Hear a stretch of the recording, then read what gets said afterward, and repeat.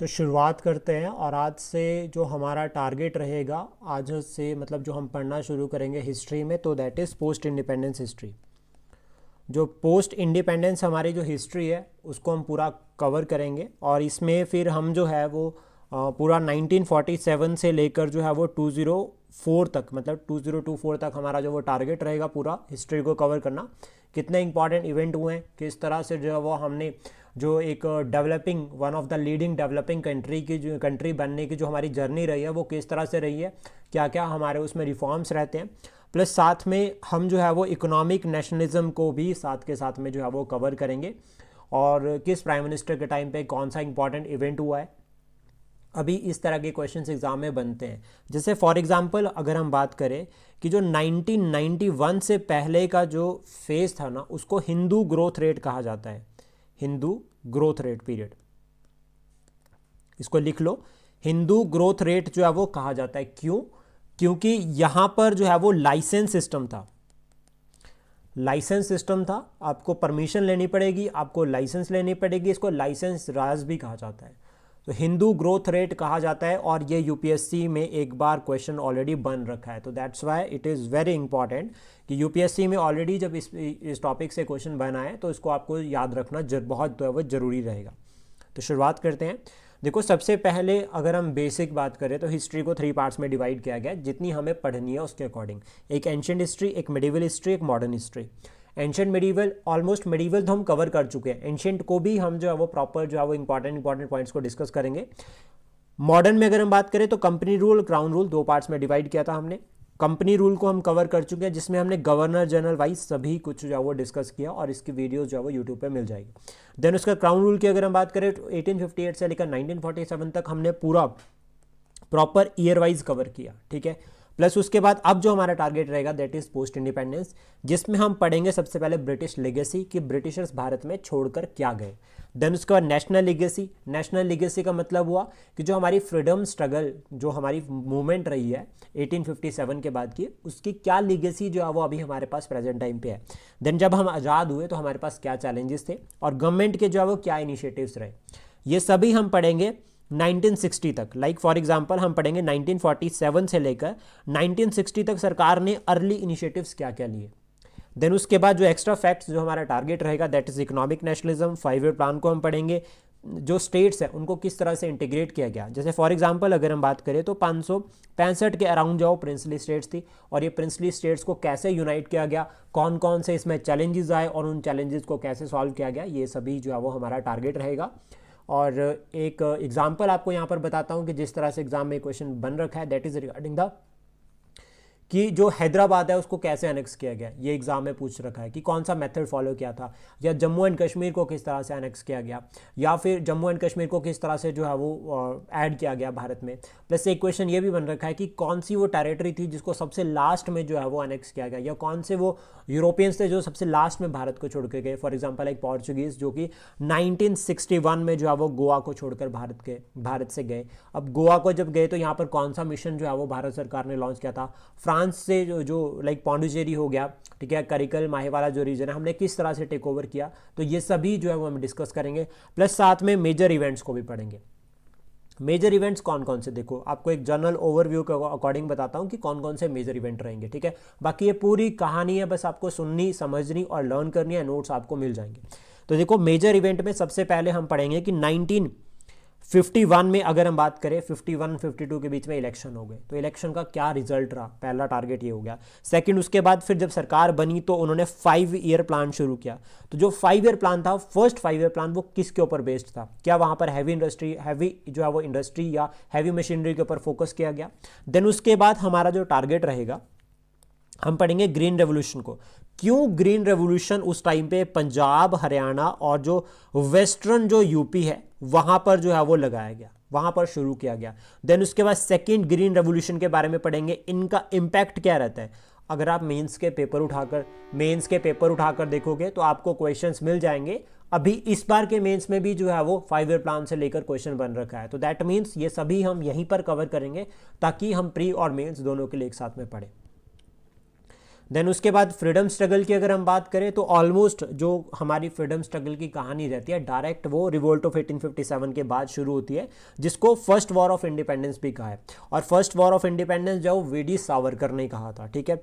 इसके बाद पावर जब ट्रांसफर होती है, ठीक है, कंपनी से क्राउन की तरफ, तो इसमें क्या होता है फिर रूल ऑफ लॉ का कंसेप्ट जो है वो भारत में शुरू होता है। जब ये रूल ऑफ लॉ का कंसेप्ट भारत में शुरू होता है तो यहाँ से फिर रिप्रेजेंटेशन सिस्टम जो हम देखते हैं भारत में, इससे क्या होता है कि भारतीयों में अवेयरनेस जागती है रिगार्डिंग रूल ऑफ लॉ या फिर सेल्फ रूल।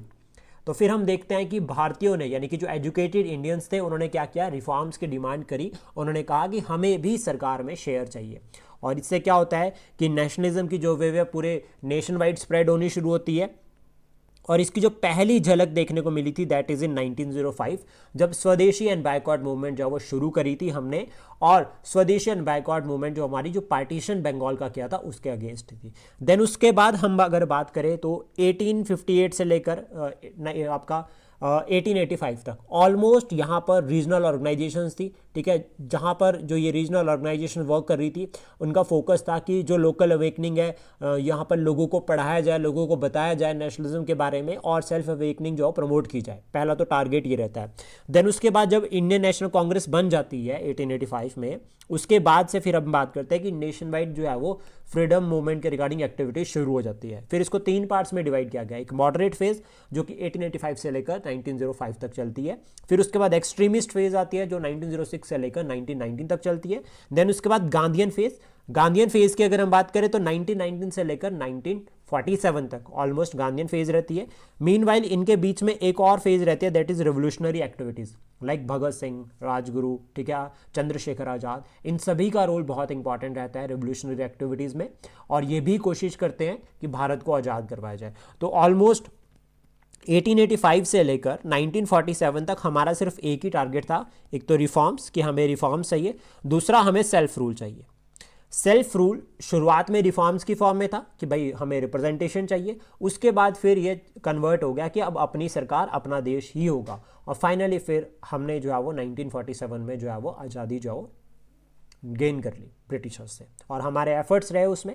देन इसमें जब हम 1947 की बात करते हैं तो ब्रिटिशर्स पावर ट्रांसफ़र करते हैं। देखो, एक पावर ट्रांसफ़र हुई थी कंपनी से क्राउन की तरफ 1857 में, और सेकंड जो पावर ट्रांसफ़र हुई that is in 1947 from britishers, from crown to Indian जो लीडर्स है उनके पास, ठीक है।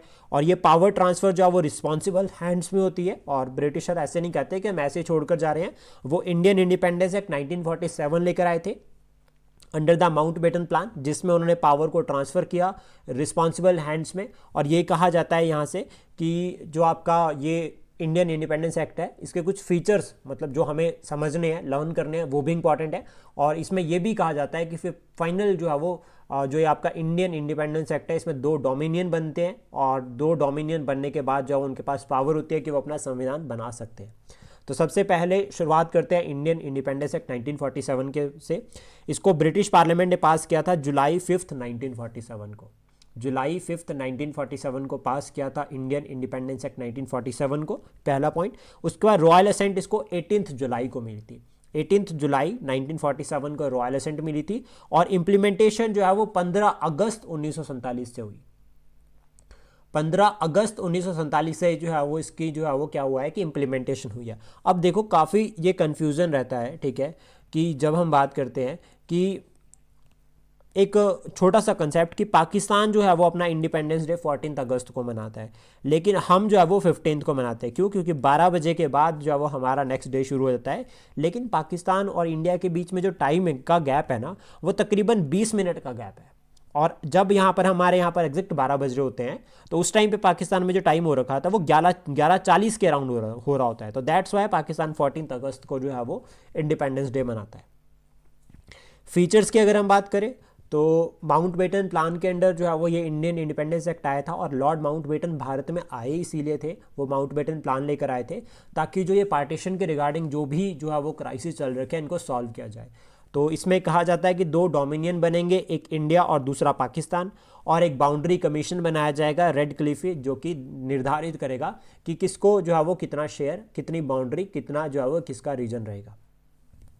देन उसके बाद प्रिंसली स्टेट्स अगर हम बात करें तो 565 के अराउंड जो प्रिंसली स्टेट्स थी, और इन प्रिंसली स्टेट्स को कहा गया कि आपकी अपनी मर्जी है, आप इंडिया को भी ज्वाइन कर सकते हैं, आप पाकिस्तान को भी ज्वाइन कर सकते हैं, और आप इंडिपेंडेंट भी जो है वो रह सकते हैं। तो ऑलमोस्ट फिर यहाँ से एक टारगेट जो है वो हमारी जो इंडियन गवर्नमेंट थी उनके पास आता है कि ये जो 565 प्रिंसली स्टेट्स है हमें इनको यूनाइट करना है एक वन नेशन में। देन उसके बाद अबॉलिश किया जाता है कौन कौन से ऑफिस को, वॉइस रॉय का ऑफिस, सेक्रेटरी ऑफ स्टेट, इन दोनों ऑफिस को अबॉलिश कर दिया। कौन कौन से ऑफिस क्रिएट किए गए थे, तो एक तो गवर्नर जनरल वाला जो ऑफिस है उसको क्रिएट किया गया, यानी कि गवर्नर जनरल की जो पोस्ट है उसको क्रिएट कर दिया, लॉर्ड माउंटबेटन जो है वो गवर्नर जनरल बनते हैं। प्लस साथ में जो सेक्रेटरी ऑफ स्टेट का जो काम था ना सारा का सारा, वो सिंबॉलिक करके कॉमनवेल्थ के पास चला गया था, और भारत जो है वो कॉमनवेल्थ का मेंबर 1949 में बनता है। देन उसके बाद ये कहा जाता है कि जो इंटरिम गवर्नमेंट बनाई गई थी, ठीक है, वो गवर्नमेंट ऑफ इंडिया एक्ट 1935 के अकॉर्डिंग काम करेगी। इसमें कहा गया कि जो इंटरिम गवर्नमेंट बनाई वो किसके अंडर काम करेगी, गवर्नमेंट ऑफ इंडिया एक्ट 1935 के अंडर। लेकिन साथ में ये भी कहा गया कि सरकार की जो अभी सरकार बन रही है उसकी अपनी इच्छा है, अगर वो चाहे तो इसमें मॉडिफिकेशन कर सकती है। प्लस साथ में इन्होंने कहा, इस एक्ट में एक फीचर था कि अभी नई जो अपॉइंटमेंट होगी रिगार्डिंग द सिविल सर्विसेज वो ब्रिटिश गवर्नमेंट नहीं करेगी। सिविल सर्वेंट्स को ब्रिटिशर्स अपॉइंट करते थे, और सबसे पहले अगर हम बात करें तो 1793 में अगर हम बात करें तो लॉर्ड कॉर्नवालिस को जो है वो एक तरह से father of Indian civil services कहा जाता है, और उसने रिफॉर्म्स किए थे कॉर्नवालिस कोड के अंडर। लेकिन उसके बाद जब यहाँ पर 1947 पर हम पहुँचते हैं तो इससे पहले के जो ब्रिटिशर्स ने जो अपॉइंट कर रखे थे सिविल सर्वेंट, तो ब्रिटिशर ने कहा कि वो कंटिन्यू रहेंगे अपनी पोस्ट पे, ठीक है, वो उस पर काम करते रहेंगे, लेकिन जो नए अपॉइंटमेंट है वो अभी भारत सरकार करेगी। देन उसके बाद अब हम डिस्कस करते हैं कि ब्रिटिशर्स भारत में छोड़ कर क्या गए। ये बहुत ज़्यादा जो है वो इम्पॉर्टेंट रहता है अगर हम बात करें एग्जाम पॉइंट ऑफ व्यू से। तो देखो, इसको पढ़ने का ना एक सबसे बेस्ट जो अप्रोच है दैट इज़ कि आप इसको दो हेड्स में डिवाइड करो। हम क्या कर सकते हैं, इसको दो हेड्स में डिवाइड करके पढ़ सकते हैं। पहला जो रहता है, ठीक है, अगर हम बात करें तो that is in negative point, ठीक है, नेगेटिव और पॉजिटिव दो हेड्स में हम इसको पढ़ेंगे कि क्या जो है वो ब्रिटिशर भारत में छोड़ कर गए। सिर्फ इसको सुनना समझना, ठीक है। हमें क्या करना है, हमें एक ना अप्रोच जो है वो ऐसी लेकर चलनी है मल्टी डायमेंशनल, ताकि हम कनेक्ट करना सीखें कंसेप्ट्स को। तो देखो, इकोनॉमिक लेवल पर, सोसाइटी के लेवल पर और पॉलिटिकल, इन तीनों लेवल्स पर हम डिस्कस करेंगे कि क्या नेगेटिव पॉइंट्स थे, क्या नेगेटिव लेगेसी ब्रिटिशर्स भारत में छोड़ कर गए। तो सबसे पहला आता है इकोनॉमिक लेवल पर, दैट इज अनएम्प्लॉयमेंट। अनएम्प्लॉयमेंट कैसे, एग्रीकल्चर में कोई रिफॉर्म्स नहीं किए, ठीक है, और जो ट्रेडिशनल सिस्टम था, जो हमारा ट्रेडिशनल जो इंडस्ट्रीज थी, उसमें भी जो है वो मशीन मेड गुड्स की वजह से, चीपर गुड्स की वजह से जो है वो लोग जो है वो बेरोजगार हो गए। पहला पॉइंट तो ये हो गया। उसके बाद second, agricultural crisis. Agricultural crisis कैसे, देखो, एक तो ड्रफ लाइक कंडीशंस बनी हुई थी, पहली बात। सेकंड, उसके बाद ब्रिटिशर्स ने रेवेन्यू कलेक्शन की तरफ इतना ज़्यादा फोकस किया कि उनको यही ध्यान नहीं रहा कि भाई रेवेन्यू के रिगार्डिंग आप जितना फोकस कर रहे हो, आपको एग्रीकल्चर में रिफॉर्म्स तो करने चाहिए।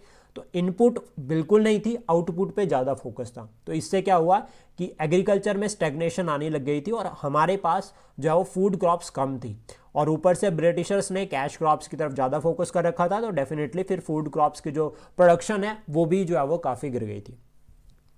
Drain of wealth and resources, drain of wealth और रिसोर्सेज की अगर हम बात करें तो इसमें लाइक भारत से पैसा, रेवेन्यू ब्रिटेन जा रहा है, पहला पॉइंट तो ये हो गया। सेकंड, उसके बाद वेल्थ, और वेल्थ तो चलेगी, रिसोर्सेज जो हमारे थे वो भी एक्सप्लॉइट हो रहे हैं, ठीक है, हमारे ही रिसोर्सेज यूज़ करके जो है वो ब्रिटेन जा रहे थे, और फाइनली क्या रहा, ब्रिटेन, यूरोप जो है वो डेवलप्ड हो रहा था, और हम जो है वो और बैकवर्ड होते जा रहे थे।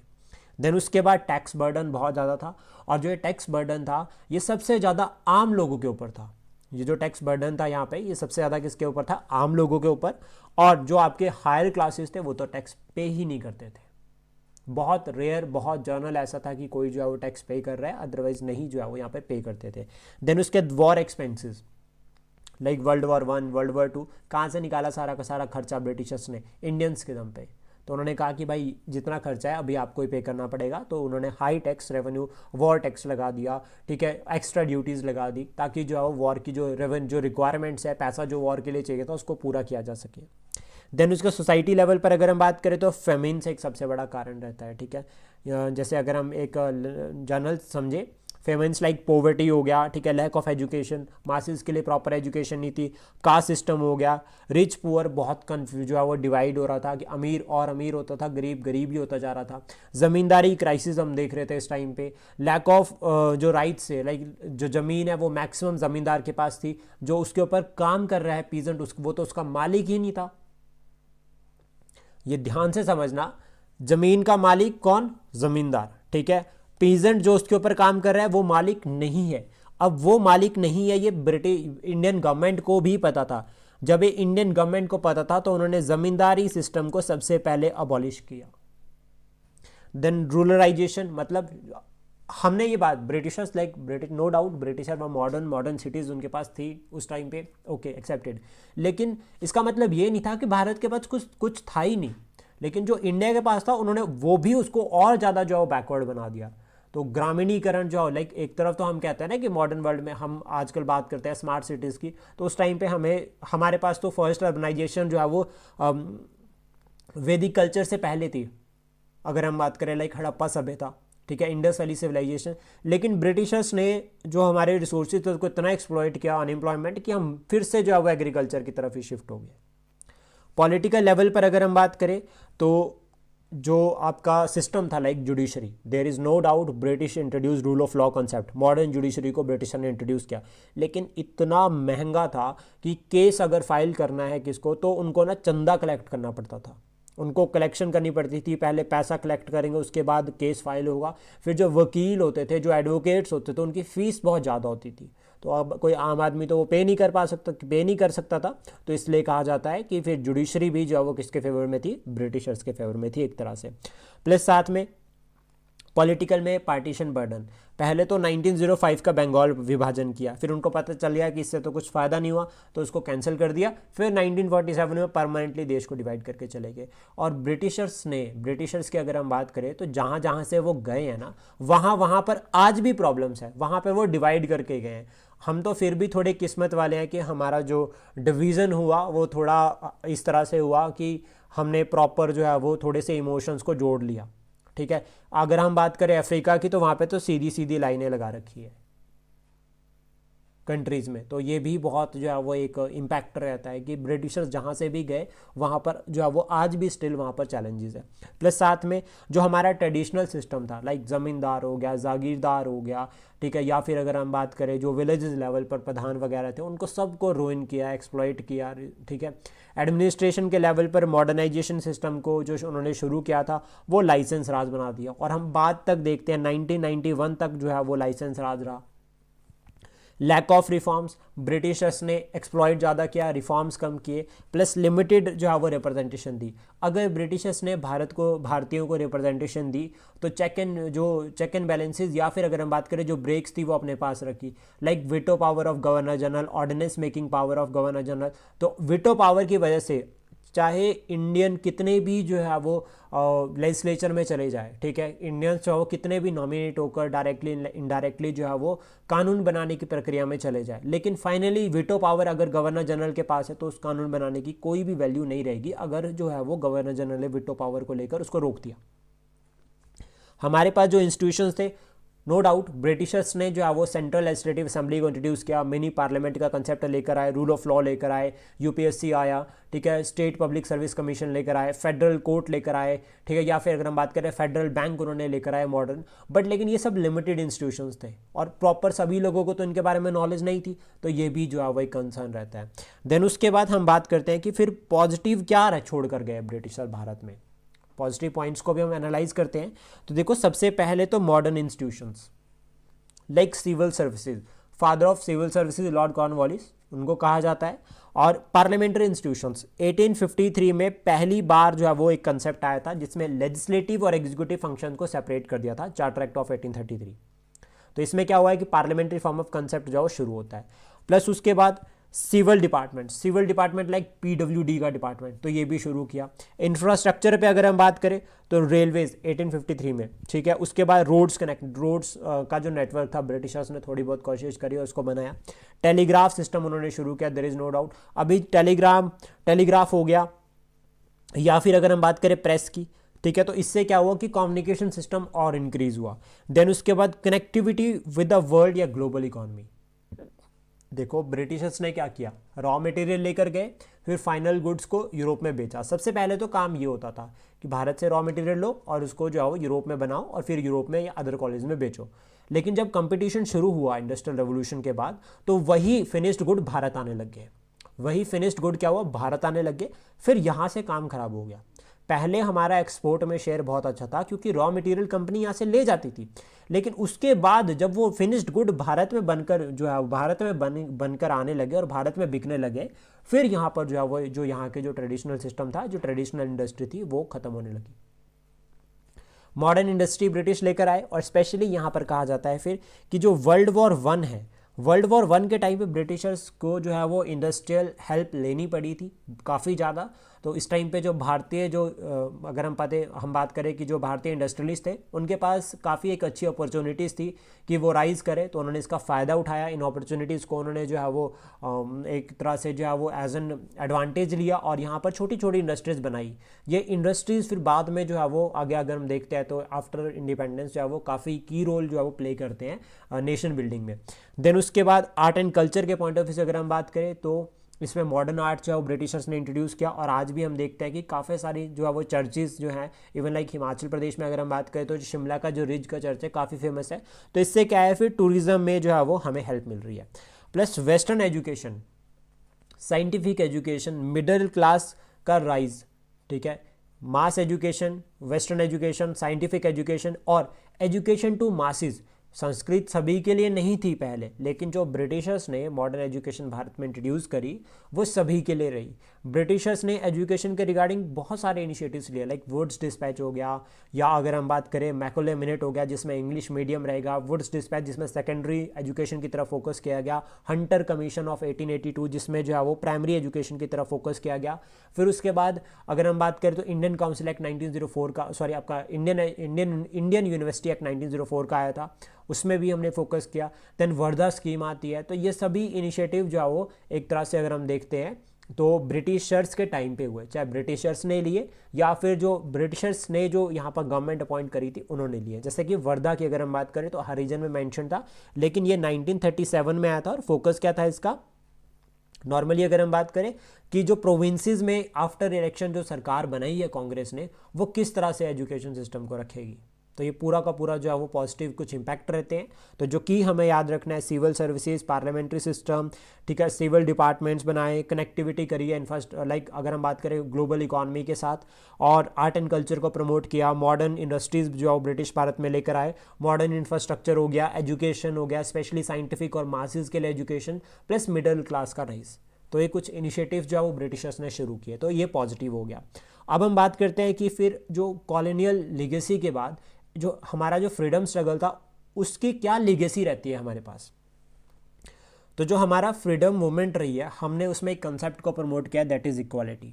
हमने कहा कि कास्ट सिस्टम को कंडेम करेंगे, हम सभी एक हैं, हम सभी भारतीय हैं और हम सभी जो है वो हार्मोनी और ब्रदरहुड के साथ जो है वो मिलकर रहेंगे। तो दैट मीन्स जो इक्वालिटी है, जो मासेज एजुकेशन है, जो स्वदेशी है, जो एथिक्स और वैल्यूज़ हैं, ठीक है, जो हमारे फ्रीडम स्ट्रगल के टाइम पे रही, लाइक नॉन वायलेंस, ठीक है, ये सभी जो है वो हमें जो है वो विरासत में मिली है, ठीक है। और हम ये हमारी ड्यूटी भी बनती है कि हम सभी जो है वो इनको प्रोटेक्ट करें और इनको जो है वो फॉलो करें नेशन बिल्डिंग में।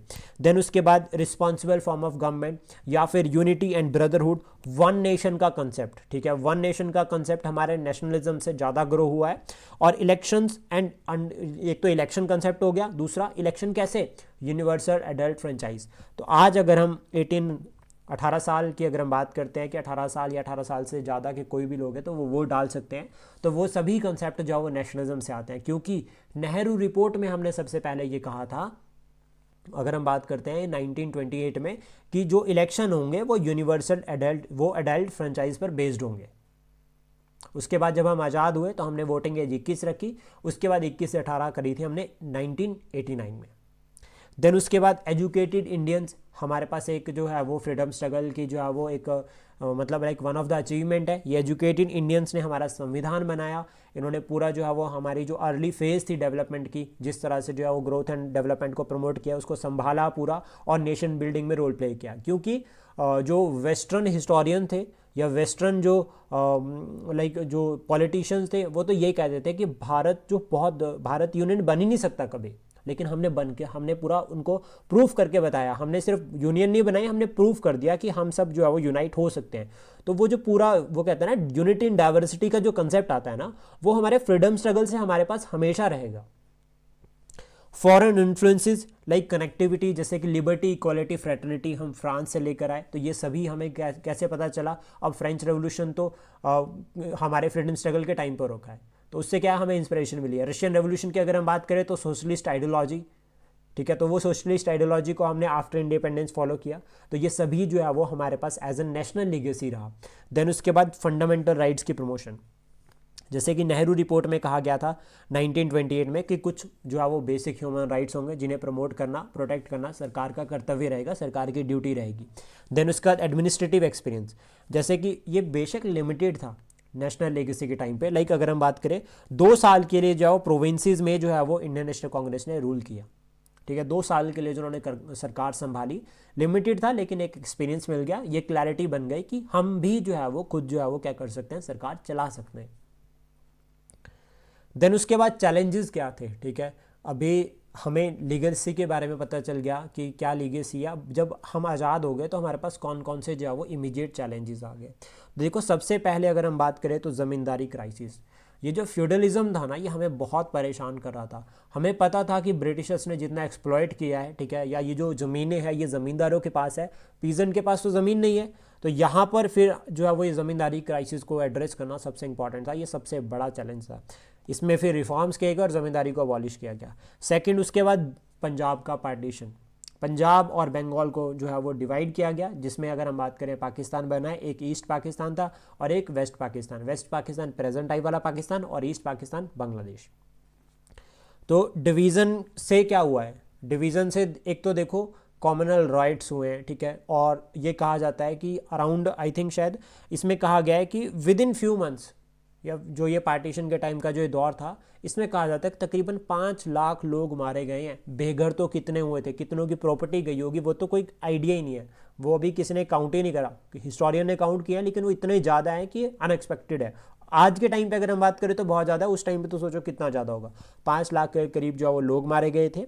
प्लस जो एक इमोशनल डिवीज़न हुई है, ठीक है, हमारे यहाँ पर, ठीक है, अगर हम बात करते हैं फ्रीडम स्ट्रगल के जो ये फेज़ रहता है ना लास्ट का 1947, तो हमारी इमोशनल कनेक्टिविटी बहुत ज़्यादा थी, क्योंकि हमारे इमोशंस ही जो है वो हमें एक दूसरे के साथ जोड़ते हैं। अगर हम भारतीयों की बात करते हैं तो वी इंडियंस, ठीक है, यूनाइटेड, ठीक है, हमारे यहाँ पर हम देखते हैं कि 2-3 मोड जाकर जाओ बोली बदल जाती है, लैंग्वेज बदल जाती है, पहनावा बदल जाता है, ठीक है, एक स्टेट से दूसरी स्टेट में अलग सिस्टम चलता है। लेकिन हमारे जो कनेक्टिविटी है ना, हमारा जो फ्रीडम स्ट्रगल के जो इमोशंस है ना, वो हम सभी को यूनाइट करके रखते हैं। तो वो इमोशंस जो थे उनको डिवाइड ब्रिटिशर्स ने किया, रिसोर्सेज की डिवीज़न हुई। जैसे कि अगर हम बात करते हैं, फिर हमारा जो वो इंडस वाटर डिस्प्यूट शुरू हो गया था। फिर रिफ्यूज़ी क्राइसिस सबसे बड़ा चैलेंज है, रिफ्यूज़ी क्राइसिस, और जो भारत में आए और जो भारत से गए, और जो भारत में आए उनके लिए रहने की व्यवस्था करना, ये भी एक सबसे बड़ा चैलेंज था।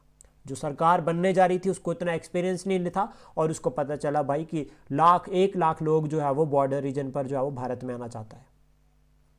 तो जैसे आज के टाइम पे अगर हम बात करें कि काफ़ी ऐसे जो है वो आप रील्स वगैरह देख सकते हो, या यूट्यूब पे भी वीडियोज़ रहती है कि अगर मतलब काफ़ी लोग कहते भी हैं कि अभी इस टाइम पे जिस तरह से पाकिस्तान में क्राइसिस चल रहे हैं, तो वहाँ पे जो लोग हैं वो चाहते हैं कि इंडिया में आ जाए, क्योंकि इंडिया जो है one of the developing country इस टाइम पे बन रहा है। देन उसके बाद अनएम्प्लॉयमेंट और इलिटरेसी, अभी उतने लोग पढ़े लिखे नहीं थे, ठीक है, अनएम्प्लॉयमेंट का चैलेंज जो वो स्टिल बना हुआ था। फेमिन और एपिडेमिक, ये सबसे बड़ा कंसर्न है। ब्रिटिशर्स जो छोड़ कर गए थे उसमें हमारे पास तो उतना अनाज भी नहीं था। देन उसके बाद हमें तो संविधान भी बनाना था। हमारे पास जो सिस्टम था, जो हमारे पास कानून थे, वो गवर्नमेंट ऑफ इंडिया एक्ट 1935 था, और वो तो ऑलरेडी ब्रिटिशर्स ने बनाया था। तो हम आज़ाद हो गए, फिर भी हम उसका उन्हीं का ही कानून, उन्हीं का जो कॉन्स्टिट्यूशन उन्होंने बनाया, हम उसी को फॉलो कर रहे हैं। तो ये भी हमारे लिए एक चैलेंज था। देन उसके बाद प्रिंसली स्टेट्स की अगर हम बात करें तो उनकी यूनिफिकेशन का चैलेंज था हमारे पास। प्लस हमने यूनाइट उनको कर दिया, लेकिन स्टेट्स को किस तरह से रीऑर्गेनाइज करना है वो चैलेंज था। क्यों? क्योंकि काफ़ी जगह से डिमांड उठ रही थी कि लैंग्वेज के बिहाफ पर जो है वो स्टेट्स को जो ऑर्गेनाइज किया जाए, one nation one state one language concept, तो इस तरह के चैलेंजेस थे। फूड शॉर्टेज का चैलेंज था, प्लस अंडर डेवलप्ड इंडस्ट्रीज, जो इंडस्ट्रीज थी वो प्रॉपर डेवलप्ड नहीं थी, ठीक है। और सबसे इंपॉर्टेंट जो वर्ल्ड का प्रेशर, जैसे कि कम्युनिस्ट आइडियोलॉजी, कम्युनिस्ट इंसर्जेंसी, ये भारत में एक्टिव हो गई थी, ठीक है। सोशलिस्ट वर्सेस कम्युनिस्ट ये सभी जो है वो यहाँ पे चल रहा था, कैपिटलिस्ट अलग चल रहे थे। तो ये कुछ क्राइसिस जो है वो, कुछ चैलेंजेस जो है वो हमारे पास जो है वो पहले थे। यहाँ तक समझ आ गया? Yes sir. अब उसके बाद देखो, चैलेंजेस थे हमारे पास, हमने सोल्यूशन कैसे निकाला। तो सबसे पहला जो कॉमन सा चैलेंज रहता है दैट इज रिगार्डिंग था कि भाई पहले यूनाइट करो सबको। हम भारतीयों को ये बात बहुत अच्छे से पता थी फ्रीडम स्ट्रगल से ही, कि जब तक हम सब साथ नहीं आएंगे तब तक हम ब्रिटिशर्स को बाहर नहीं निकाल सकते। जब तक हम सब साथ नहीं आएंगे तब तक ब्रिटिशर्स को बाहर जो है वो नहीं निकाल सकते, यानी कि तब तक आज़ाद नहीं हो सकते।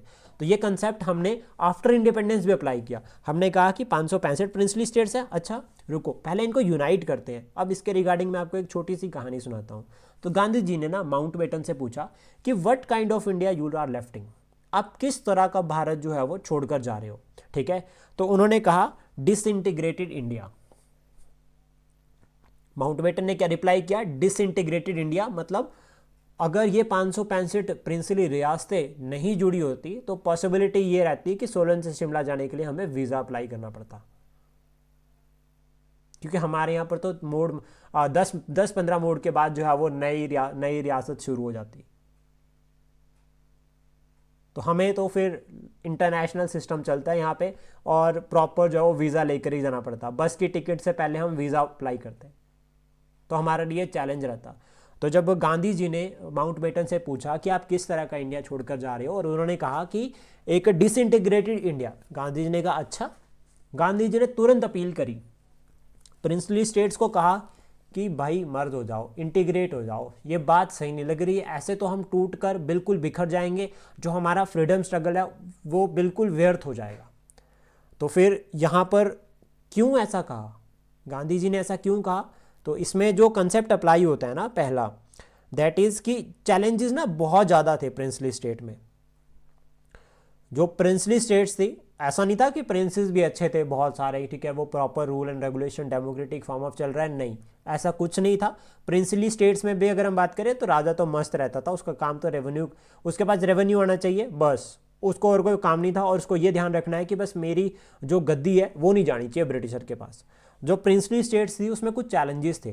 पहला क्या था कि रिस्ट्रिक्टेड राइट थे, राजा ने फंडामेंटल राइट तो रिस्ट्रिक्ट कर रखे थे। वो राजा था, मोनार्क सिस्टम था, अगर कोई आवाज़ उठाता था तो राजा कहता था जेल में डाल दो। बैकवर्डनेस थी, एजुकेशन प्रॉपर नहीं थी प्रिंसली स्टेट्स में इन कंपैरिजन टू अगर हम बात करते हैं British India.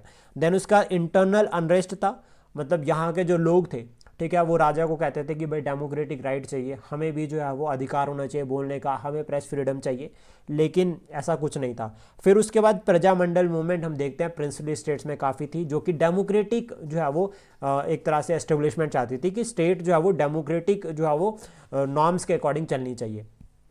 Plus tax burden बहुत ज़्यादा था, राजा अपने शौक पूरे करने के लिए बहुत ज़्यादा जो बर्डन टैक्स जो वो लगाया करते थे। इवन उनको ब्रिटिशर्स को भी जो है वो साल का जो है वो एक एनुअल ट्रिब्यूट पे करना होता था, तो इसलिए काफ़ी जो है वो टैक्सेशन चलती थी। देन उसके बाद इसमें अब लोगों का क्या एक्शन रहता है वो हमें समझना ज़रूरी रहता है।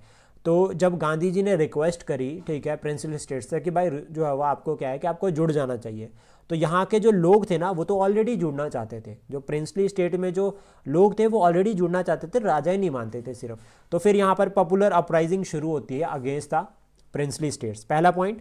फिर यहाँ पर प्रजामंडल मूवमेंट हम देखते हैं, और हिमाचल प्रदेश में भी प्रजामंडल मूवमेंट बनाई गई, लाइक जैसे सिरमौर प्रजामंडल मूवमेंट, ठीक है, इस तरह के जो है वो फिर डेमोक्रेटिक सेटअप की तरफ जो है वो मूवमेंट शुरू होती है। तो प्रिंसली स्टेट्स को भी पता था कि अगर डेमोक्रेटिक मूवमेंट कोई चल रही है, ठीक है, तो उससे नुकसान अपना ही होगा, ठीक है, और एट द एंड फिर क्या होगा कि हमारे पास वो ऑप्शन भी नहीं रहेगा, ना तो कुछ भी जो ब्रिटिश सरकार या जो इंडियन गवर्नमेंट अभी दे रही है वो भी नहीं मिलेगा। तो मोस्टली क्या होता है कि काफ़ी सारे प्रिंसली स्टेट्स क्या करते हैं, वो ज्वाइन कर लेते हैं भारत यूनियन को, यानी कि वो एक्सेप्ट करते हैं, ठीक है, इंस्ट्रूमेंट ऑफ एसेशन या कुछ भी जो है वो एग्रीमेंट वगैरह रहता है वो सभी को साइन करते हैं, और प्रॉपर भारत में क्या होता है यूनाइट हो जाते हैं, विलय हो जाते हैं। तो अब हमारा टारगेट यही रहेगा कि कौन कौन सी स्टेट ने जो है वो दिक्कत क्रिएट करी रिगार्डिंग लाइक कि जब जो है उनको भारत में विलय होना था। तो सबसे पहले देखो नेशन बिल्डिंग का जो एक कंसेप्ट शुरू होता है, इसमें जो है वो आपकी कितनी रियासतें थी, 565 के अराउंड जो है वो रियासतें थी। रिवीजन करते हैं, ठीक है। और जो मोस्ट इंपॉर्टेंट टास्क था ना इसमें, ठीक है, वो इनको यूनाइट करना था कि किस तरह से यूनाइट किया जाए। अब इसके रिगार्डिंग जो डाटा आप अपने मेंस में लिख सकते हो वो ये कि जो ये प्रिंसली स्टेट्स थी 565, ये 60, ये जो है वो 40% ऑफ द लैंड जो है वो, मतलब 40% ऑफ द इंडिया का जो रीजन था वो प्रिंसली स्टेट्स के पास था। 60% में जो ब्रिटिश जो है वो इंडिया था। देन उसके बाद पॉपुलेशन वाइज अगर हम चले तो 28% ऑफ द पॉपुलेशन उस टाइम पे प्रिंसली स्टेट्स में रहा करती थी। तो अप्रोच हमने कैसी फॉलो करी, ठीक है, हमने अप्रोच फॉलो करी है एक डिप्लोमेटिक और दूसरा फ्लेक्सिबल प्लान। फ्लेक्सिबल प्लान मतलब कुछ लिमिटेड ऑटोनॉमी दे दी इंटीग्रेशन के लिए। कुछ किसी राजा ने बोला कि सर नहीं भाई मुझे तो दिक्कत है, मैं नहीं एक्सेप्ट करूंगा, तो मेरी आप आधी शर्तें मान लो तो मैं विलय हो जाऊंगा। तो इस तरह की क्या जो है वो ब्रिटिश सरकार ने क्या किया, उस टाइम तो इंटीग्रेट करना था, तो हमारे पास जो पॉलिसी रहती है, जो भी सिस्टम रहता है, हमने उसको पूरा प्रॉपर फॉलो किया और इंटीग्रेट करने की मैक्स से मैक्स जो है वो कोशिश करी। तो देखो इसमें जो आपका कंसेप्ट अप्लाई होता है, ठीक है, रिगार्डिंग प्रिंसली स्टेट्स, तो पहला तो ये आता है डिप्लोमेटिक लेवल पर सरदार पटेल जी का बहुत इंपॉर्टेंट रोल रहा है। सरदार पटेल जी के साथ वीपी मेनन जो है वो, इन दोनों का रोल बहुत इंपॉर्टेंट रहा इन प्रिंसली स्टेट्स को यूनाइट करने के लिए। तो हमने कौन कौन से हथियार फॉलो किए हैं यूनाइट करने के लिए। सबसे पहला था पैट्रियोटिज्म, हमने कहा देशभक्ति, ठीक है, क्योंकि प्रिंसली स्टेट्स की अगर हम बात करें तो 1937 के बाद प्रिंसली स्टेट्स में भी कांग्रेस की कमेटीज बननी शुरू हो गई थी और वहाँ पे भी डेमोक्रेटिक मूवमेंट शुरू हो गई थी। तो वो भी कहीं ना कहीं जो है वो देशभक्ति ही थी, हमने उसको फॉलो किया ताकि जो लोकल लोग हैं उनकी सपोर्ट मिल सके यूनाइट करने के लिए प्रिंसली स्टेट को इंडियन यूनियन में। और साथ में हमने एडमिनिस्ट्रेटिव अप्रोच को जो है वो फॉलो किया, जिसमें हमने दीवान के साथ ट्रीटी साइन करी है। हमने कोशिश करी है कि डिफरेंट मेथड्स को फॉलो किया जाए। लेकिन जो मैटर अटकता है ना वो 6 स्टेट में अटकता है मेनली। 3 स्टेट आज़ादी से पहले की और 3 स्टेट आज़ादी के बाद। तो सबसे पहले अगर हम बात करें बिफोर इंडिपेंडेंस में तो जोधपुर का मैटर आता है। जोधपुर एक ऐसा रीजन अगर हम बात करें तो यहां का जो रूलर था ना वो हिंदू रूलर था, ठीक है, जिसका नाम था हनवंत सिंह। ये बॉर्डर रीजन था, किसके साथ बॉर्डर शेयर कर रहा है, पाकिस्तान के साथ, ठीक है। अब हुआ क्या कि जिन्ना ने भी इसको ऑफर किया, जिन्ना ने कहा कि आपको जस्ट मेरे पास जुड़ना है, आपको ज्वाइन करना है, जो आप बोलोगे मैं आपकी बात मान लूंगा, जो आप बोलोगे मैं आपकी बात मान लूंगा। और ऑलमोस्ट ये कहा जाता है कि जोधपुर का जो ये राजा था इसने जो है वो जिन्ना के साथ इंस्ट्रूमेंट ऑफ असेशन साइन करने के लिए वह चला गया था। लेकिन यहां पे क्या होता है, पटेल जो है वो डिप्लोमेटिक लेवल पर चलते हैं, इतना प्रेशर डालते हैं वो, ठीक है, यहाँ पर जो ये राजा था इसके ऊपर कि इससे जो है वो इंस्ट्रूमेंट ऑफ असेशन साइन करवा लेते हैं। जोड़ना ये चाहता था पाकिस्तान में, ठीक है, लेकिन हमें पता था कि जोधपुर हमारे लिए बहुत इंपॉर्टेंट है, ठीक है। और एक तरह से अगर हम बात करें लाइक राजपूत वाला रीजन है, ठीक है, और ये जो रीजन है राजस्थान का, यहाँ पर जो है वो कल्चरल लेवल से भी और एक तरह से जो अगर हम बात करें ट्रेडिशनल सिस्टम से भी, तो हमारे लिए बहुत इंपॉर्टेंट था। तो हमने क्या किया कि यहाँ पर जो है वो सरदार पटेल जी ने जो है वो बहुत प्रेशर डाला और फाइनली जोधपुर को हमने टेक ओवर, जो जोधपुर को क्या कर दिया, इंस्ट्रूमेंट ऑफ असेशन साइन करवा के ज्वाइन करवा लिया। क्योंकि ये जो यहाँ पर ये कहा जाता है कि मोहम्मद अली जिन्ना ने ब्लैंक पेपर तक दे दिया था कि भाई जो तेरे को चाहिए तो बोल, तू बस साइन कर दे, ठीक है। तो फिर सरदार पटेल ने भी कहा कि भाई ब्लैंक पेपर तो मैं भी तेरे को दे देता हूँ, जो तूने लिखना है लिख दे। पाकिस्तान को तो हो सकता है कि उनके पास तो कुछ है ही नहीं ऑलरेडी, हमारे पास तो बहुत कुछ है भाई, तेरे को बहुत कुछ भी मिल सकता है। तो बाय हुक एंड क्रुक जो है वो जोधपुर को इंटीग्रेट करते हैं। देन उसके बाद नेक्स्ट आती है त्रावणकोर की बारी। त्रावणकोर एक कोस्टल रीजन था। त्रावणकोर एक कोस्टल रीजन जो कि केरला और तमिलनाडु में है। अभी प्रेजेंट टाइम पे अगर हम बात करें तो केरला और तमिलनाडु का पार्ट था। यहाँ पर ना हाई लिटरेसी, जैसे आज के टाइम पे केरला में हाई लिटरेसी है ना, उस टाइम पे भी बहुत ज़्यादा पढ़े लिखे लोग थे। तो हाई लिटरेसी वाला जो ये रीजन था, ठीक है, इसमें इंटरनल अनरेस्ट शुरू हो जाता है। यहाँ के जो लोग थे वो कहते हैं कि हमें भारत में ज्वाइन करना है, और फाइनली क्या होता है कि राजा जो था यहाँ का वो तंग आके ज्वाइन कर लेता है इंस्ट्रूमेंट ऑफ असेशन। ये आज़ादी से पहले है। फिर उसके बाद आती है भोपाल की। भोपाल प्रेजेंट टाइम पे मध्य प्रदेश, ठीक है। अभी यहाँ पर जो है वो पॉपुलेशन जो है वो हिंदू पॉपुलेशन थी, लेकिन राजा जो था वो मुस्लिम था। राजा कौन था? मुस्लिम था, और जिन्ना जो है वो सपोर्ट कर रहा था इस राजा को, और राजा का नाम क्या था? हबीबुल्ला खान। तो ये जो राजा था, ठीक है, फाइनली क्या, देखो पॉपुलेशन क्या है? हिंदू, ठीक है। अब हिंदू पॉपुलेशन, मध्य प्रदेश सेंटर में है, और ये कहता है कि मुझे पाकिस्तान में जुड़ना है। सेंटर में है भारत के, और पाकिस्तान यहाँ पे है, और इधर वाला पाकिस्तान, चलो ईस्ट पाकिस्तान मान लें, यहाँ पे दोनों में इधर है, ठीक है। और ये कहता है कि मुझे जो है वो कहाँ ज्वाइन करना है? पाकिस्तान जुड़ना है। पॉसिबल ही नहीं था। तो फाइनली क्या होता है कि यहाँ पे प्लानिंग की जाती है प्रॉपर, और उस प्लानिंग के अंडर क्या होता है कि जो लोकल जो लोग थे ना, वो रिवोल्ट कर देते हैं अगेंस्ट रूलर। और फाइनली क्या होता है, फिर वो क्या करता है? इंस्ट्रूमेंट ऑफ एसेशन साइन करता है। तो ऑलमोस्ट तीनों के साथ, ठीक है, जोधपुर, त्रावणकोर और भोपाल, इंस्ट्रूमेंट ऑफ एसेशन जो है वो साइन किया गया, और इनको भारत में ऐड कर दिया आजादी से पहले ही। मैटर कहां फंस गया? आफ्टर इंडिपेंडेंस प्रॉब्लम फंस गई। वो फंस गई सबसे पहले जूनागढ़ में। अब जूनागढ़ का जो रीजन है ना, ये एक स्मॉल स्टेट थी, ठीक है, कोस्ट भी था इनके पास। कौन सा वाला रीजन? सौराष्ट्र। सौराष्ट्र यानी कि गुजरात, और गुजरात का कुछ पार्ट, ठीक है, गुजरात और राजस्थान का कुछ पार्ट, जहां पर जो है वो ये जो है वो जूनागढ़ था। अब ये जो जूनागढ़ था ना, इसने सरेंडर किया है इंडियन टेरिटरी को। अब किस तरह से किया है वो हम समझते हैं। रूलर मुस्लिम था, ठीक है, लेकिन जो पॉपुलेशन थी वो थी हिंदू। इसमें ये क्या कहानी रहती है? 15 अगस्त 1947 को, 15 अगस्त 1947 को इंस्ट्रूमेंट ऑफ एसेशन जो है वो इसने पाकिस्तान के साथ साइन कर लिया था।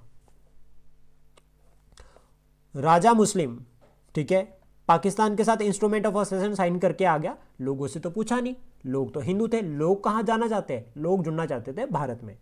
अब क्या होता है यहां पे कि लोग ना, मतलब जो जनता थी उसकी, वो ये एक्सेप्ट नहीं करते डिसीजन, और रिवोल्ट कर देती है, ऑर्गेनाइज कर देती है movement against the ruler. Finally क्या होता है कि जब ये मूवमेंट यहाँ पर शुरू हो जाती है, तो राजा को पाकिस्तान जाने देते। राजा बोलता है मुझे पाकिस्तान जाना है, तू जा पाकिस्तान। राजा को पाकिस्तान जाने देते हैं, और जो दीवान था ना वहाँ का, वो क्या करता है? प्रोविजनल गवर्नमेंट बना देता है। तो जो राजा चला गया पाकिस्तान, जो दीवान था वहाँ का, जो कि चाहता था कि भारत में जुड़ना है, वो क्या करता है कि एक प्रोविजनल गवर्नमेंट बनाता है। और जो दीवान था ना, उसका नाम था शाह नवाज भुट्टो। काफ़ी फेमस पर्सनालिटी है शाह नवाज भुट्टो। ये जो है वो इस टाइम पे दीवान थे। और फाइनली क्या होता है कि फिर ये इनवाइट करते हैं इंडियन गवर्नमेंट को कि आप इंटरवीन करो।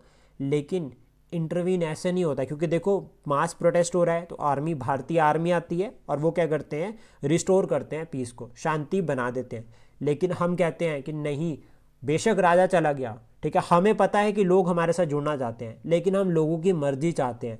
तो फिर यहाँ पर क्या होता है? फरवरी 1948 में प्लेबिसाइट करवाया जाता है, एक जनमंच जो है वो पूरा वोटिंग करवाई जाती है कि क्या भारत में जुड़ना है या नहीं। तो फाइनली लोग क्या करते हैं, फिर इसके रिगार्डिंग जो है वो जो वोट करते हैं, मतलब भारत में जुड़ने के लिए तैयार होते हैं। और फाइनली क्या होता है? जूनागढ़ को ऐड कर दिया जाता है। तो जूनागढ़ को हमने कैसे ऐड किया है? प्लेबिसाइट के थ्रू, ये याद रखना है, ठीक है, PLEBISCIT, इसके थ्रू जो है वो हमने क्या किया है? जूनागढ़ को जो है वो भारत में ऐड किया है। ये पूछा जाता है क्वेश्चन एग्जाम में कि किस तरह से जो है वो जूनागढ़ ऐड हुआ। देन उसके बाद हैदराबाद की अगर हम बात करें, तो Hyderabad again central region, present time पे जो है वो तेलंगाना का पार्ट है ये। और अगर हम बात करें तो ये लार्जेस्ट स्टेट थी, पूरी साइड से इंडिया का पार्ट है। और इनकी कहानी पता है क्या थी? इनकी कहानी थी कि मुझे पाकिस्तान में जुड़ना है, और ईस्ट और पाकिस्तान के बीच से कॉरिडोर चाहिए मुझे। मतलब ये कह रहे थे कि अगर ये ईस्ट पाकिस्तान, ठीक है, और ये हो गया वेस्ट पाकिस्तान, और ये बीच में हो गया हैदराबाद, तो ये कह रहे थे इस तरह से रास्ता दे दो। एक तो पाकिस्तान की सरकार कह रही थी, और बीच में हैदराबाद, तो ये हमारा टेरिटरी होगी। ऐसा कोई पॉसिबल था नहीं। तो उस टाइम पे सरदार पटेल जो है उसके फेवर में बिल्कुल नहीं थे, ठीक है। तो यहाँ पर कहानी क्या चलती है? यहाँ पे ना थोड़ा सा चेंज है। चेंज इस तरह से है कि रूलर कौन था? निज़ाम, ठीक है। रूलर कौन था? आपको ध्यान रखना है, निज़ाम। अब ये जो निज़ाम रूलर था ना, इसका नाम क्या था? मीर ओस्मान अली, ठीक है। ये चाहता था, पहला पॉइंट तो देखो, पाकिस्तान की तो डिमांड थी कि कॉरिडोर बना दो बीच से, ठीक है, और हैदराबाद को हम उसमें ले लेंगे। लेकिन ये पर्सन चाहता था कि मैं इंडिपेंडेंट रहूँ।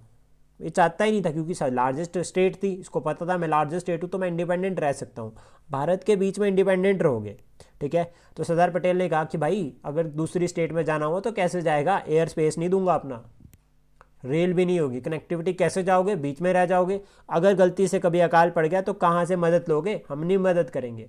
तो ऐसा कुछ यहाँ पे चलता है, जो है वो इनके बीच में जो है वो आपसी जो है वो बातचीत होती रहती है। फाइनली क्या होता है कि ये एक तरह से कहता है कि मुझे इंडिपेंडेंट रहना है, और नवंबर 1947 में ना ये एक स्टैंड स्टिल एग्रीमेंट साइन कर लेता है। स्टैंड स्टिल का मतलब क्या होगा कि अभी मैं सोच रहा हूँ कि मैं भारत में विलय होऊंगा या नहीं, बट लेकिन मैं पाकिस्तान को नहीं ज्वाइन करूँगा। अब हुआ क्या कि हैदराबाद वाला रीजन, ऐसा नहीं है कि यहाँ पे हिंदू मेजॉरिटी में थे या मुस्लिम मेजॉरिटी में थे, इक्वल ओवर चल रहा था, लेकिन हिंदू माइनॉरिटी में थे। एक कंसर्न था। हुआ क्या यहाँ पे कि ये जो कम्युनिस्ट एक्टिविटीज़ ना इस रीजन में शुरू हो जाती है, और ये एक आर्मी बनाता है राजा जिसका नाम था रजकाज। अब जो लोग थे माइनॉरिटी में, जो लोग थे, होता है ऐसा कि भाई अब सब जुड़ रहे हैं तो हम लोग भी जुड़ जाते हैं भारत में, ठीक है, हमारे ही ग्रोथ एंड डेवलपमेंट होगी। तो कुछ जो लोग थे वो सपोर्ट में थे, तो वो चाहते थे कि जुड़ना है, और वो प्रोटेस्ट करना शुरू करते हैं। तो ये रजाकाज क्या करते हैं, ये जो वो प्रोटेस्ट करने वाले लोग थे उनको उठा के जेल में डालना शुरू करते हैं, और इतनी एट्रोसिटीज़ करते हैं ना, इतनी क्राइसिस करते हैं कि जो माइनॉरिटीज़ में थे उनको मारना शुरू कर देते हैं। तो यहाँ पर क्या होता है, कम्युनल क्लैशेस शुरू हो जाते हैं। राजा भी परेशान हो गया था, तो जो नॉन मुस्लिम्स थे उनको मारना जब शुरू किया यहाँ पे, तो फाइनली क्या होता है कि 7 अगस्त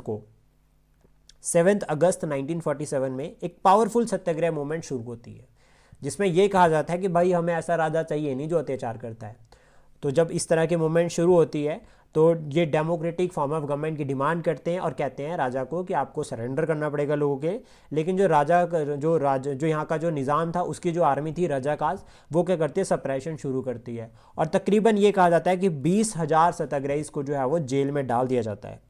अब हमारे अगर हम बात करें Hyderabad like centre of the India, और कुछ चैलेंजेस वहाँ पे चल रहे हैं, तो पूरा देश उससे परेशान होगा, और सबसे बड़ी प्रिंसली स्टेट, क्योंकि एक प्रिंसली स्टेट अगर रिवोल्ट कर रही है तो पॉसिबिलिटी रहती है जिसने पहले ज्वाइन किया था वो भी रिवोल्ट कर सकती है। तो सरदार पटेल को ये पता था। सरदार पटेल क्या करते हैं, नेगोशिएशंस करने की कोशिश करते हैं। सबसे पहले तुमको ये एक आइडिया लगाते हैं कि लोग क्या चाह रहे हैं। लोग तो परेशान हो रहे थे रजाकाज जो आर्मी थी उससे। तो फाइनली क्या होता है कि यहाँ पर मिलिट्री एक्शन शुरू होता है। अब मिलिट्री एक्शन किस तरह से हुआ, वो एक जो है वो छोटा सा कंसेप्ट रहता है कि हैदराबाद को हमें मर्ज करना है, लेकिन मिलिट्री एक्शन के थ्रू। अब कैसे मिलिट्री एक्शन, अब डायरेक्ट मिलिट्री तो नहीं भेज सकते थे, क्योंकि ये हमारे एथिक्स के अगेंस्ट है कि हम किसी भी स्टेट को डायरेक्ट मिलिट्री एक्शन से एनेक्स नहीं करेंगे। तो हमने क्या किया, यहाँ पर 13 सितंबर 1948 को एक ऑपरेशन लॉन्च किया, दैट इज ऑपरेशन पोलो। इसको कहा जाता है पुलिस एक्शन। पुलिस के बेस में हमारी गई आर्मी, ठीक है, इंडियन आर्मी गई, ठीक है, और ऑलमोस्ट ये कहा जाता है कि 3 दिन के अंदर जो है वो जो निज़ाम था उसने सरेंडर कर दिया, और पूरा रीजन जो है वो मर्ज हो गया इंडिया में। तो ये रहता है regarding the story of integration of आपका जो है वो हैदराबाद। तो हैदराबाद को हमने कैसे एनेक्स किया, पुलिस सेक्शन के थ्रू, दैट इज ऑपरेशन पोलो। जम्मू कश्मीर के इशू पर टॉपिक पर चलेंगे, लेकिन पहले मणिपुर को समझ लेते हैं। तो देखो, जो मणिपुर का जो मर्जर है ना, ठीक है, मणिपुर की अगर हम बात करें तो यहाँ का जो रूलर था ना, उसका नाम था बोध चंद्र सिंह। ये जो महाराजा थे, इन्होंने ना इंस्ट्रूमेंट ऑफ असेशन साइन किया था, ठीक है, बट इन्होंने कहा था कि मुझे इंटरनल ऑटोनॉमी चाहिए, मेरी इंटरनल ऑटोनॉमी भी जो है वो बनी रहनी चाहिए। तो याद रखना, मणिपुर ने भी क्या है, इंस्ट्रूमेंट ऑफ असेशन साइन किया था, बट लेकिन कंडीशन इन्होंने रखी थी, वो ये रखी थी कि इंटरनल ऑटोनॉमी जो है वो बनी रहनी चाहिए। प्लस साथ में इन्होंने कहा इंटरनल ऑटोनॉमी रहे, तो मतलब क्या है कि एक तरह से राजवंश चलता रहेगा, मेरा रूल जो है वो चलता रहेगा, लिमिटेड जो है वो ब्रिटिश सरकार, इंडियन सरकार का जो इन्फ्लुएंस रहेगा। हुआ क्या कि जो यहाँ के लोग थे ना, वो उन्होंने प्रेशर दिया बहुत। उन्होंने कहा कि भाई इलेक्शन करवाओ, जून 1948 में इलेक्शन होने चाहिए। और उसके बाद जो है वो स्टेट क्या हुआ, जब ये इलेक्शन, जब लोगों ने प्रेशराइज किया, इलेक्शन करवाने पड़े जून 1948 में मणिपुर की सरकार को, तो फाइनली क्या होता है कि स्टेट ना कॉन्स्टिट्यूशनल मोनार्की बन जाती है। कॉन्स्टिट्यूशनल मोनार्की मतलब जो हेड ऑफ द स्टेट है वो रिप्रेजेंटेटिव हो गया एक तरह से, लेकिन बाकी कॉन्स्टिट्यूशनल सिस्टम चलेगा जैसा आज के टाइम पे ब्रिटेन में है। फाइनली क्या होता है, राजा को लगता है भाई इससे तो कोई फ़ायदा ही नहीं हो रहा, और राजा क्या करता है, मर्जी हो जाता है। बट लेकिन स्टिल जो यहाँ पर इशू उस टाइम पे पेंडिंग रह गए ना, ये वो आज भी जो है वो कन्फ्लिक्ट का कारण है।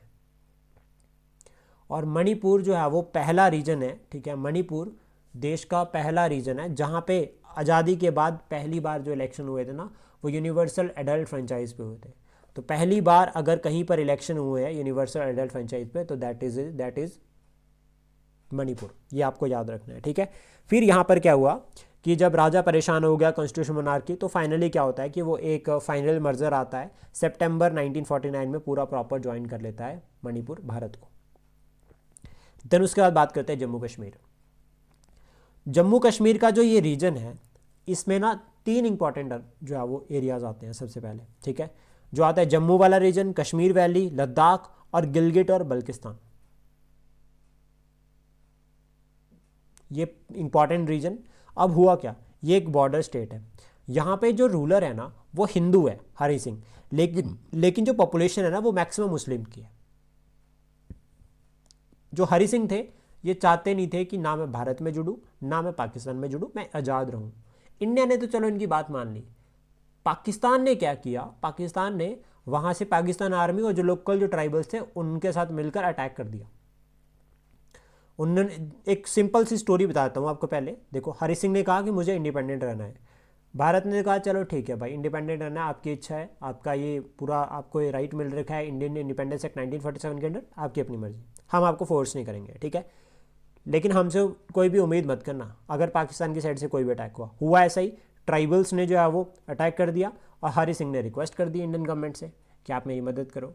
फिर यहाँ पे माउंटबेटन थे, उन्होंने कहा कि भारत सरकार आपकी ऐसे मदद नहीं कर सकती जब तक आप इंस्ट्रूमेंट ऑफ असेशन साइन नहीं करोगे। अब हरि सिंह जो थे यहाँ के, उनको पता था कि अगर मैंने इंस्ट्रूमेंट ऑफ असेशन नहीं साइन किया तो ये जो ट्राइबल आर्मी है, जो रिवोल्ट जो कि कश्मीर में घुसने वाली है, ये मेरी कैपिटल तक भी पहुँच सकती है, फिर मेरे पास पूरा कश्मीर ही नहीं रहेगा। तो फाइनली क्या होता है कि ये भारत के साथ जो है वो इंस्ट्रूमेंट ऑफ असेशन साइन करते हैं और जो है वो इस तरह से जम्मू कश्मीर जो है भारत में ऐड होता है। लेकिन प्रॉब्लम आर्टिकल 370 के साथ रहती है, जिसको जो है वो 2019 में हटाया गया। अब कहानी क्या रहती है इसके, हम पूरा समझते हैं। तो इन्होंने कहा कि मैं इंडिपेंडेंट रहूँगा, मैं ना तो पाकिस्तान को ज्वाइन करूँगा और ना तो मैं जो हूँ भारत को ज्वाइन करूँगा। क्यों, देखो अब सबसे पहले कारण क्या था इनका इंडिपेंडेंट रहने का। इन्होंने कहा कि मैं भारत को नहीं ज्वाइन करूंगा क्योंकि मैं डेमोक्रेटिक फॉर्म ऑफ गवर्नमेंट नहीं चाहता, इससे जो मेरा रूल है वो खत्म हो जाएगा। उसके बाद ये पाकिस्तान को इसलिए नहीं ज्वाइन करना चाहते कि उनको पता है कि कम्युनलिज्म बहुत डेंजरस है, उससे भी मेरा रूल चला जाएगा। तो फाइनली क्या होता है यहाँ पे, जो डेमोक्रेटिक वेव मूवमेंट है ना, वो ये शेख अब्दुल्ला थे, ठीक है, ये एक सेकुलर पर्सन था, इसने शुरू करी थी। ये चाहता था कि भारत में जुड़ा जाए, कोई ना कोई ऐसा पर्सन किसी ना किसी रीजन में था। जैसे कि अगर हम बात करें लाइक अदर स्टेट्स में अगर हम बात करें तो दीवान हो गया जो चाहता था भारत में जुड़ना है, तो वैसे ही यहाँ पर शेख अब्दुल्ला था, ये एक सेकुलर पर्सन था और नेहरू जी का बहुत अच्छा मित्र भी था। ये चाहता था कि भाई जो ये जो रीजन है पूरा का पूरा, इसको जो है वो भारत में शामिल करना चाहिए। तो इसके रिगार्डिंग फिर ये मूवमेंट शुरू करता है, ठीक है, एक डेमोक्रेटिक मूवमेंट शुरू करता है। और जो हरि सिंह था वो क्या करता है, इसको अरेस्ट करके जेल में डाल देता है। एक तो ये पॉइंट हो गया। सेकंड, उसके बाद क्या होता है कि हरि सिंह क्या करता है, जो पुंछ वाला रीजन था ना, इसको पुंछ क्राइसिस कहा जाता है, यहाँ पर ना हैवी टैक्सेशन लगाता है और इससे क्या होता है कि जो वहाँ के लोग थे ना वो भी रिवोल्ट करते हैं राजा के अगेंस्ट। तो देखो, एक तो शेख अब्दुल्ला जिसने कहा डेमोक्रेटिक फॉर्म ऑफ गवर्नमेंट चाहिए और भारत में विलय होना है। सेकंड, उसका पुंछ क्राइसिस। तो ये 2 इंटरनल क्राइसिस हो गए जिससे जो है वो राजा परेशान था। अभी उसको कोई एक्सटर्नल क्राइसिस नहीं आया, अभी वो कह रहा है कि मुझे इंडिपेंडेंट रहना है। फिर उसके बाद हुआ क्या कि अक्टूबर 22 विंटर शुरू होने वाली थी और सेवरल अनऑफिशियल, देखो कहीं पर भी ऑफिशियल नहीं कहा गया, हम भी बिल्कुल न्यूट्रल होकर चल रहे हैं। Several unofficial Pakistan army troops plus local tribesman, जो कि लोकल पठान थे वहाँ के, वो क्या करते हैं, कश्मीर को इन्वेड कर देते हैं और यहाँ पर जो है वो कश्मीर की तरफ मूव कर जाते हैं। अब जब राजा को ये पता चलता है कि कश्मीर की तरफ आ रहे हैं तो महाराजा क्या करते हैं, खुद को डिफेंड, वैसे तो वो डिफेंड कर ही नहीं सकते थे खुद को, लेकिन वो फिर क्या करते हैं, इंडियन गवर्नमेंट की जो है वो मदद मांगते हैं, रिक्वेस्ट मांगते हैं कि मुझे मिलिट्री सहायता चाहिए आपकी। लेकिन नेहरू कहते हैं कि भाई मैं तब तक जो है वो आपकी हेल्प नहीं करूँगा जब तक आप जो है वो इंस्ट्रूमेंट ऑफ असेशन साइन नहीं करोगे। पहला पॉइंट तो ये हो गया। सेकंड, उसके बाद नेहरू ये भी नहीं चाहते थे कि लोगों की मर्जी के बिना आप जो हो वो ये डिसीजन लो, पहले लोगों की परमिशन होनी चाहिए, जो वहाँ के आम लोग हैं अगर वो जुड़ना चाहते हैं तभी, मुझे कोई फ़र्क नहीं पड़ता आप हाँ करते हो या ना करते हो, मुझे चाहिए लोगों की मर्जी। लेकिन माउंटबेटन क्या कहते हैं यहाँ पे, माउंटबेटन कहते हैं इंटरनेशनल लॉज के अकॉर्डिंग, ठीक है, नेहरू को बोलते हैं कि भाई आप भी सही कह रहे हो कि लोगों की मर्जी चाहिए, लेकिन इंटरनेशनल लॉ के अकॉर्डिंग हम तब तक वहाँ ट्रूप्स नहीं भेज सकते जब तक इंस्ट्रूमेंट ऑफ असेशन साइन नहीं होगा। तो फाइनली क्या होता है कि अक्टूबर 26 को जो है वो महाराजा क्या करते हैं, इंस्ट्रूमेंट ऑफ असेसन साइन करते हैं, भारत में विलय होते हैं, और 27 तारीख को जो है वो इंडियन ट्रुप्स जो है वो कश्मीर पहुंच जाते हैं। और जो ट्रुप्स गए थे वो पटियाला की जो आर्मी थी वो गई थी, और ये इतने यहाँ पर जोश में थे कि ऑलमोस्ट ये कहा जाता है कि अगर उस टाइम पे ये इशू जो है वो यूनाइटेड नेशंस में नहीं जाता तो शायद आज जो डिस्प्यूटेड रीजन है वो भारत का पार्ट होता। लेकिन हुआ क्या यहाँ पे कि प्रेशर इतना बना, और उस टाइम पे जो है वो क्या कंडीशंस रही होगी, ठीक है, वो प्रॉपर अभी हमें डिफरेंट सोर्सेज को पढ़ेंगे तो हमें पता चलता है। फाइनली क्या होता है कि 3 दिसंबर 1948 को जो है वो एक सीज फायर जो है वो लगाई जाती है, और ऑलमोस्ट ये माना जा रहा था कि वी आर सेकुलर, ठीक है, लेकिन जो ये हमने जितना रीजन छुड़वाना था छुड़वा दिया, ठीक है, लेकिन अग्रेसिव जो है वो एक तरह से ये सिस्टम हो रहा था। तो फाइनली क्या होता है कि 3 दिसंबर 1948 को ये मैटर यूएन में चला गया, और उसके बाद सीज़ फायर जो है वो लगा दी जाती है, और ये सीज़ फायर आज भी जो है वो इशू बना हुआ है। देन उसका आर्टिकल 370 आता है जो कि जम्मू कश्मीर को स्पेशल स्टेटस देता है, जिसमें अगर हम बात करें इसको 2019 में जो है वो हटा दिया गया था। फिर जम्मू कश्मीर को बाइफरकट कर दिया था 2 टेरिटरीज़ में, एक लद्दाख और दूसरा जम्मू एंड कश्मीर। तो ये स्टोरी रहती है regarding the Jammu and Kashmir. Then उसके बाद देखो, अब हम समझते हैं कि और कौन कौन सी टेरिटरीज थी जिनको इंटीग्रेट किया गया। तो सबसे पहले तो देखो फ्रेंच की इंटीग्रेशन बहुत इंपॉर्टेंट रहती है। तो फ्रेंच पौंडीचेरी, यन और माहे और चंद्रनगर, ये 4 इंपॉर्टेंट रीजन है फ्रांस के। चंद्रनगर को हम बहुत इग्नोर करते हैं, लेकिन चंद्रनगर बंगाल में था एक ऐसा रीजन जहाँ पे जो फ्रांस का कंट्रोल था। पौंडीचेरी, यनम, माहे आज भी जो है वो यूनियन टेरिटरी है, और यनम जो है वो कोरमंडल कोस्ट पर है, और जो माहे है वो मालाबार यानी कि केरला में है। इन सभी को यूनाइट करके एक जो है वो यूनियन टेरिटरी बनाई गई है पौंडीचेरी। और इसमें क्या हुआ है कि हमने ना फ्रांस के साथ बहुत प्रोलॉन्ग जो है वो नेगोशिएशंस की है, उसके बाद हमने जो है वो ये पूरे रीजन को गेन किया नेगोशिएशंस के बाद। गोवा की अगर हम बात करें तो गोवा जो है वो 1961 में पोर्चुगीज़ जो है वो पहले यूरोपियन थे जो भारत आए, और लास्ट यूरोपियन जो भारत से गए। अब इसमें क्या कंसेप्ट आता है देखो, मतलब जैसा ये पोर्चुगीज़ का जो कंट्रोल था ना वेस्टर्न घाट वाले रीजन में, एक तो गोवा हो गया, ऊपर से दादरा एंड दीव, ठीक है, दमन एंड दीव और दादरा एंड नगर हवेली, इनके ऊपर जो है वो स्ट्रॉन्ग कंट्रोल होल्ड था। हमने यहाँ पर ऑपरेशन विजय लॉन्च किया है। 17 दिसंबर 1961 को हमने जो है वो रात में जो है वो ये ऑपरेशन शुरू किया, और जो गवर्नर जनरल थे गोवा के उन्होंने सरेंडर किया इमीडिएटली, और इससे क्या हुआ है फिर पॉलिटिकल और टेरिटोरियल इंटीग्रेशन हुआ गोवा का। गोवा में पुर्तगाल जो थे वहाँ की जो सरकार थी वो काफ़ी मॉडर्न इंस्टीट्यूशंस को शुरू करके गए थे, like for example uniform civil code. तो जब अभी रिसेंटली क्या हुआ है कि जब उत्तराखंड ने यूनिफॉर्म सिविल कोड को इम्प्लीमेंट किया, आज़ादी के बाद पहली स्टेट वो बना है, तो गोवा की जो सरकार है उन्होंने कहा कि हमारे पास पहले से ही जो है वो यूनिफॉर्म सिविल कोड था। तो ये पूरा का पूरा चैप्टर है रिगार्डिंग द लाइक किस तरह से जो वो इंटीग्रेट हुए, ब्रिटिशर्स की क्या लीगेसी रही फ्रीडम स्ट्रगल का। देन उसके बाद हमारा जो नेक्स्ट टारगेट रहेगा that is regarding the tribal integration, कि ट्राइबल्स को किस तरह से जो वो इंटीग्रेट किया है भारत में, ये हम नेक्स्ट क्लास में डिस्कस करेंगे।